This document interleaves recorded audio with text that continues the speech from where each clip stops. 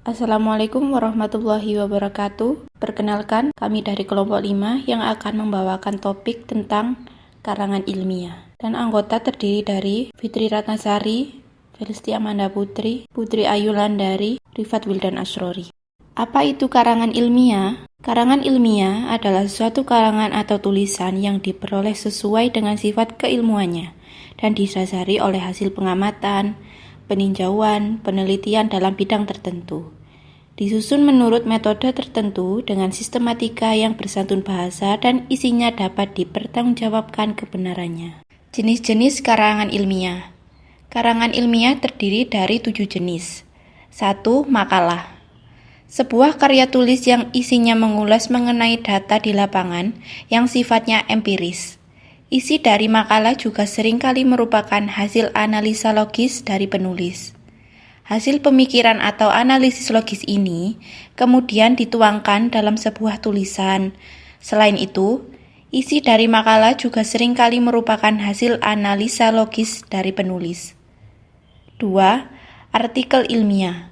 Artikel ini sendiri merupakan tulisan yang berisi tentang opini dari penulisnya, yang didasarkan pada suatu peristiwa, sehingga isi dari karya tulis satu ini sifatnya subjektif, sesuai dengan pola pikir atau pendapat dari penulis yang bersangkutan.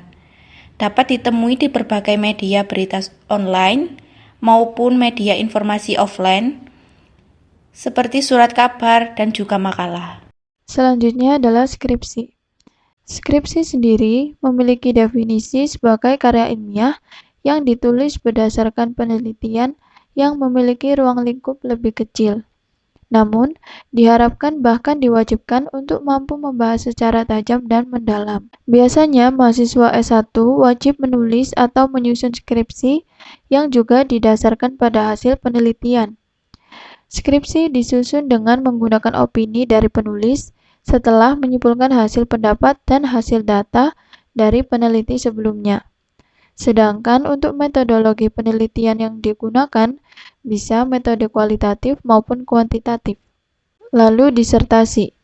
Disertasi merupakan karya tulis yang disusun dari temuan original dari penulis melalui kegiatan penelitian. Bisa juga diartikan sebagai karya ilmiah yang memaparkan temuan penulis dari suatu pendapat yang kemudian dibuktikan secara ilmiah.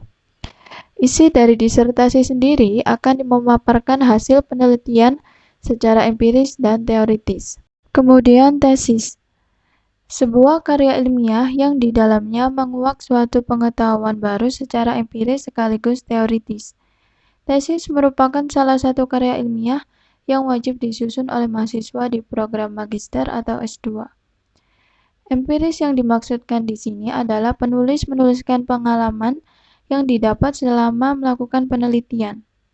Sedangkan yang dimaksud secara teoritis adalah penulis melakukan penelitian dengan melakukan pengujian terhadap teori-teori yang sudah ada, yakni dari peneliti sebelumnya yang mengusung tema penelitian yang sama. Lalu kertas kerja. Kertas kerja juga termasuk jenis karya tulis ilmiah yang mirip dengan makalah, namun isinya memaparkan suatu hal melalui analisis yang lebih mendalam. Istilah lain untuk menyebut karya tulis ini adalah work paper. Last but not least adalah paper.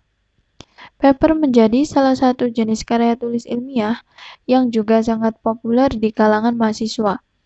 Meskipun masuk karya ilmiah, namun penyusunan data dan fakta di dalamnya tidak terikat oleh bab dan subbab. Isinya pun biasanya sedikit dan hanya terdiri dari beberapa lembar saja. Fungsi dari karangan ilmiah. Fungsi karya ilmiah adalah sebagai media untuk mengembangkan ilmu pengetahuan, teknologi, dan seni. Hal ini berkaitan dengan hakikat karya tulis ilmiah, yaitu menyampaikan kebenaran melalui metode yang sistematis, metodologis, dan konsisten. Penjelasan. Tulisan ini dapat dijelaskan sebagai suatu hal yang sebelumnya tidak diketahui, tidak jelas, dan tidak pasti. Dan untuk ramalan atau prediction, tulisan ini dapat membantu mengantisipasi hal yang kemungkinan akan datang di masa yang akan datang. kontrol. Tulisan ini dapat berfungsi untuk mengontrol atau mengawasi benar tidaknya suatu pernyataan. Dalam pembuatan karya ilmiah yang memenuhi kaidah penulisan terdapat sistematika atau struktur yang menjadi poin penting. Tata bentuk yang dibagi menjadi 3 bagian yaitu 1. Pembukaan terdiri atas 9 bagian yaitu kulit luar, halaman judul, halaman pengesahan jika perlu, halaman penerimaan jika perlu, prakata, daftar isi, daftar tabel jika ada, daftar gambar jika ada, dan daftar singkatan dan lambang jika ada. 2. Untuk bagian inti terdapat 3 bagian antara lain 1. Bab pendahuluan, 2. Bab analisis atau pembahasan, 3. Bab simpulan. Untuk yang ketiga, bagian penutup juga terdiri dari 3 bagian yaitu 1. Daftar pustaka, indeks, dan lampiran. Sifat-sifat karangan ilmiah. 1. Objektif. Setiap kata dan data yang diungkapkan berdasarkan pernyataan yang sebenarnya, tidak manipulasi, berdasarkan bukti-bukti yang bisa dipertanggungjawabkan. 2. Netral. Setiap pernyataan atau penilaian bebas dari kepentingan tertentu, baik kepentingan pribadi maupun kelompok. 3. Sistematis. Uraiannya mengikuti pola pengembangan tertentu, misalnya pola urutan, klasifikasi, kualitas, dan sebagainya. 4. Logis. Kelogisan ini bisa dilihat dari nalar yang digunakan. Kalau bermaksud menyimpulkan suatu fakta atau data digunakan pola induktif. Sebaliknya kalau bermaksud membuktikan suatu teori atau hipotesis digunakan pola deduktif. 5. Menyajikan fakta, bukan emosi atau perasaan. Pernyataan atau yang emosional hendaknya dihindarkan. Di sini saya akan menjelaskan tentang metode penelitian karangan ilmiah. Yang pertama, metode penelitian kuantitatif. Metode kuantitatif digunakan untuk mencari data yang membutuhkan observasi. Hasil dari pengumpulan data menggunakan metode kuantitatif adalah angka. Proses analisis data menggunakan statistik. Nantinya, data tersebut dapat diolah menggunakan diagram, grafik, tabel, dan sebagainya. Yang kedua, metode penelitian kualitatif. Metode kualitatif adalah kebalikan dari metode kuantitatif. Hasil dari metode ini adalah data yang sifatnya narasi dan bukan angka. Yang ketiga, metode penelitian eksperimen, percobaan. Biasanya metode ini diterapkan di bidang sains dan kesehatan.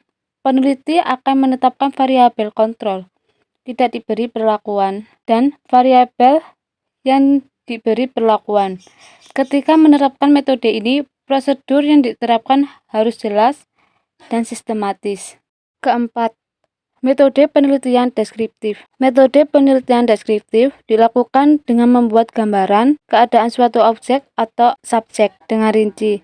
Deskripsi difokuskan pada masalah yang akan dibahas. Kemampuan mendeskripsikan sesuatu sangat berperan penting untuk membuat data semakin akurat. Kelima, metode survei. Metode survei dilakukan dengan cara langsung ke lapangan untuk mencari data yang sudah ditetapkan. Tujuan metode survei adalah mendapatkan informasi sesuai variabel yang dicari. Namun peneliti akan membatasi area survei dengan adanya populasi dan sampel penelitian. Yang keenam, metode kuesioner. Angket. Perolehan data pada karya tulis ilmiah juga dapat dilakukan dengan metode kuesioner. Peneliti akan mengajukan pertanyaan-pertanyaan sesuai tema karya tulis ilmiah. Cara pemberiannya pun bisa menggunakan kertas atau dilakukan secara online. Jawaban yang sudah didapatkan kemudian dianalisa dan dicari kesimpulannya. Terima kasih penjelasan dari saya.